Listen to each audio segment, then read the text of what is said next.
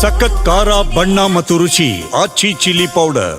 ಐತಿಹಾಸಿಕ ಗವಿಗಂಗಾಧರೇಶ್ವರ ದೇವಸ್ಥಾನದಲ್ಲಿಂದು ವಿಶೇಷವಾದಂತಹ ಪೂಜೆ. ಸಂಕ್ರಾಂತಿ ಸಂದರ್ಭದಲ್ಲಿ ಸೂರ್ಯರಶ್ಮಿ ಸ್ಪರ್ಶಿಸುವಂತಹ ಆ ವಿಶೇಷ ಸಂದರ್ಭಕ್ಕೆ ದೇಗುಲ ಸಾಕ್ಷಿಯಾಗತ್ತೆ. ಸಂಕ್ರಾಂತಿಯಂದೇ ಭಾಸ್ಕರ ಶಿವನಿಗೆ ನಮಿಸುವಂತಹ ದೃಶ್ಯ. ಸಂಜೆ 5:02 ಸೂರ್ಯಕಿರಣ ಶಿವಲಿಂಗವನ್ನ ಸ್ಪರ್ಶಿಸುತ್ತೆ.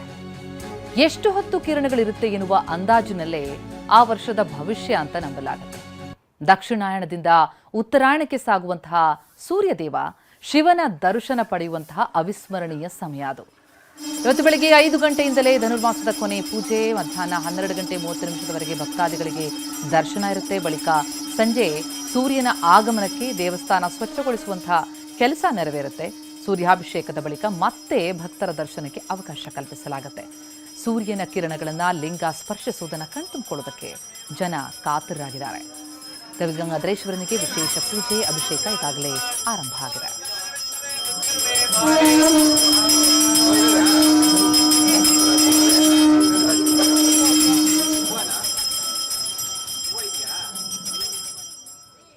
ಗವಿಗಂಗಾಧರೇಶ್ವರ ದೇಗುಲದ ಬಳಿಯಿಂದ ನಮ್ಮ ಪ್ರತಿನಿಧಿ ಕಿರಣ್ ಸೂರ್ಯ ಈಗ ನಮ್ಮ ಜೊತೆ ನೇರ ಸಂಪರ್ಕದಲ್ಲಿದ್ದಾರೆ. ಕಿರಣ್, ಸಂಕ್ರಾಂತಿ ಹಬ್ಬದ ಹಾರ್ದಿಕ ಶುಭಾಶಯಗಳು ತಮಗೆ. ಗವಿಗಂಗಾಧರೇಶ್ವರ ದೇಗುಲದಲ್ಲಿ ಇವತ್ತಿನ ಆ ಒಂದು ದಿವ್ಯವಾದಂತಹ ಕ್ಷಣವನ್ನು ಕಣ್ತುಂಬಿಕೊಳ್ಳೋದಕ್ಕೆ ಭಕ್ತರಲ್ಲಿ ಭಾರಿ ಕಾತರ ಇರುತ್ತೆ. ಯಾವ ರೀತಿ ಕಂಡು ಬರ್ತಾ ಇದೆ ಅಲ್ಲಿ ಪೂಜೆ ಪುನಸ್ಕಾರಗಳು, ಸಿದ್ಧತೆ? ಹೌದು ಪ್ರತಿಮಾ, ತಮಗೂ ಕೂಡ ವರ್ಷದ ಮೊದಲ ಹಬ್ಬ ಮಕರ ಸಂಕ್ರಾಂತಿ ಹಬ್ಬದ ಶುಭಾಶಯಗಳು.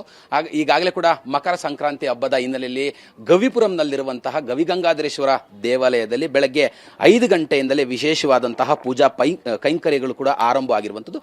ಬೆಳಗ್ಗೆ 5 ಗಂಟೆಗೆ ಧನುರ್ಮಾಸದ ಕೊನೆಯ ಪೂಜೆ ಕೂಡ ಮುಕ್ತಾಯವಾಗಿರುವಂಥದ್ದು. ಒಂದು ಎರಡನೇದಾಗಿ ಬೆಳಗ್ಗಿನಿಂದಲೇ ಭಕ್ತಾದಿಗಳು ಸರತಿ ಸಾಲಿನಲ್ಲಿ ನಿಂತು ಗವಿಗಂಗಾಧರೇಶ್ವರನ ಆಶೀರ್ವಾದವನ್ನು ದರ್ಶನವನ್ನು ಪಡೀಲಿಕ್ಕೆ ಕಾತರರಾಗಿರುವಂಥದ್ದು ಒಂದು ಕಡೆ. ಎರಡನೇದು ಮಧ್ಯಾಹ್ನ 12:30 ಕೂಡ ಈ ಒಂದು ದೇವಾಲಯದಲ್ಲಿ ಭಕ್ತರಿಗೆ ದರ್ಶನದ ವ್ಯವಸ್ಥೆಯನ್ನು ಕಲ್ಪಿಸಲಾಗಿರುವಂಥದ್ದು. ಮಧ್ಯಾಹ್ನ 12:30 ನಂತರ ದೇವಾಲಯವನ್ನು ಶುಚಿತ್ವ ಮತ್ತು ಕ್ಲೀನಿಂಗ್ ಮಾಡಲಿಕ್ಕಾಗಿ ಒಂದಷ್ಟು ಸಮಯ ಕಾಲ ದೇವಸ್ಥಾನವನ್ನು ಕ್ಲೋಸ್ ಮಾಡಲಾಗಿರುತ್ತೆ. ಸಂಜೆ 5:02 ಸೂರ್ಯನ ರಶ್ಮಿ ಶಿವಲಿಂಗವನ್ನು ಸ್ಪರ್ಶಿಸಲಿರುವಂಥದ್ದು. ಆ ನಿಟ್ಟಿನಲ್ಲಿ ಈಗಾಗಲೇ ಬೆಳಗ್ಗಿನಿಂದಲೇ ದೇವಾಲಯಗಳಲ್ಲಿ ವಿಶೇಷವಾದಂತಹ ಪೂಜಾ ಕೈಂಕರ್ಯಗಳನ್ನು ಕೂಡ ಆರಂಭಿಸಿರುವಂಥದ್ದು.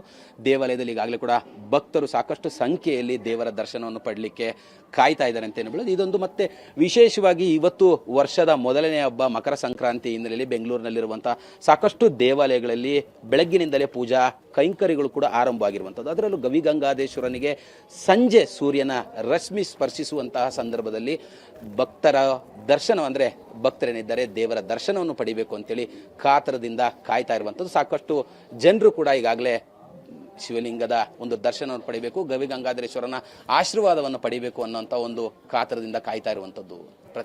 ಥ್ಯಾಂಕ್ ಯು ಕಿರಣ್ ತಮ್ಮ ಮಾಹಿತಿಗೆ.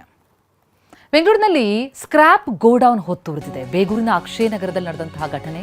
ಗೋಡೌನ್ ದಗಧಗ, ಬೆಂಕಿ ನಂದಿಸೋದಕ್ಕೆ ಅಗ್ನಿಶಾಮಕ ಸಿಬ್ಬಂದಿ ಹರಸಾಹಸ ಪಟ್ಟಿದ್ದಾರೆ. ಹೊತ್ತಿ ಉರಿತಾ ಇರುವಂತಹ ಹಳೆಯ ಪ್ಲಾಸ್ಟಿಕ್ ವಸ್ತುಗಳು, ಹೀಗಾಗಿ ಬೆಂಕಿಗೆ ನಾಲ್ಗೆ ವ್ಯಾಪಿಸ್ಬಿಟ್ಟಿದೆ. ಸಿಬ್ಬಂದಿ ಹರಸಾಹಸ ಪಟ್ಟಿದ್ದಾರೆ. ಅದೊಂದು ಸ್ಕ್ರಾಪ್ ಗೋಡೌನ್, ಹೀಗಾಗಿ ಅಲ್ಲಿದ್ದಂತಹ ಈ ಹಳೆ ಪ್ಲಾಸ್ಟಿಕ್ ವಸ್ತುಗಳೆಲ್ಲವೂ ಕೂಡ ಬೆಂಕಿಗಾಹುತಿಯಾಗಿದೆ, ವ್ಯಾಪಿಸಿರುವುದನ್ನು ಗಮನಿಸ್ತಾ ಇದ್ದೀವಿ. ಬೇಗೂರಿನಲ್ಲಿ ನಡೆದಿರುವಂತಹ ದುರ್ಘಟನೆ ಇದು.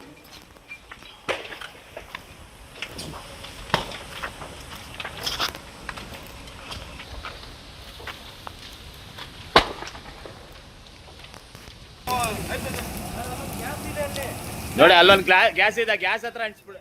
इधर पूरा गैस है, इधर पूरा घर में गैस है फुल। फोर्स होगा होगा नहीं।